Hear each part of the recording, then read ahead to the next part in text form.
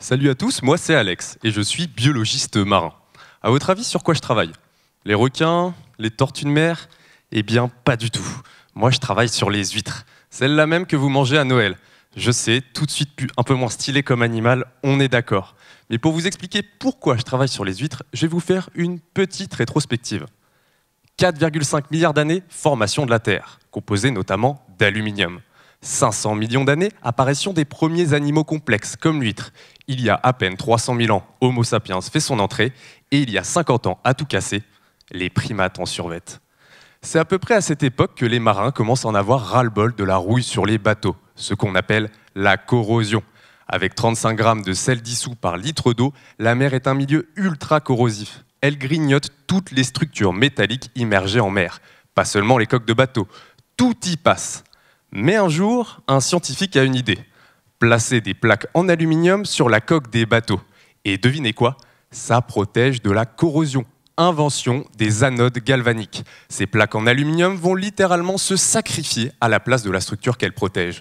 Et par sacrifice, j'entends dissolution de l'anode. Elle se désagrège. Mais ça relargue un paquet d'aluminium dans l'environnement. On parle de plusieurs tonnes d'aluminium.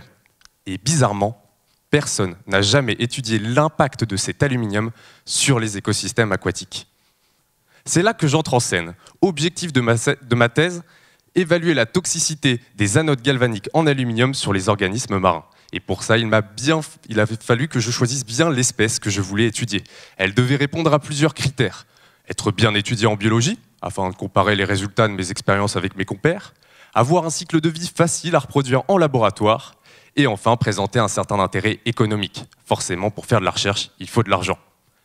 Mais que vois-je? L'huître remplit tous ces critères. Pour ceux qui ne le savaient pas, la Normandie est la première région productrice d'huîtres en France. Une fois que j'ai eu mon modèle d'étude, j'ai pu commencer mes expérimentations. J'ai placé des centaines d'huîtres dans d'immenses aquariums avec différentes concentrations d'aluminium. J'ai attendu 4 mois et à la fin, j'ai regardé dans quel bac il y avait le plus de mortalité.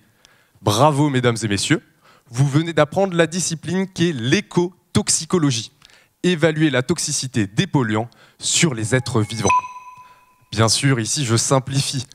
On étudie tout un tas d'autres paramètres. Est-ce que le système immunitaire des huîtres est affecté? Est-ce que leur reproduction est affectée? Et question importante, est-ce que les huîtres sont impropres à la consommation humaine à cause d'une accumulation d'aluminium trop élevée dans leur organisme? Et difficulté supplémentaire, je dois prendre en compte l'aspect changement climatique qui augmente la température de l'eau et modifie mes résultats, mais également toutes les nouvelles saloperies sans cesse balancées dans la mer par un primate en survêt.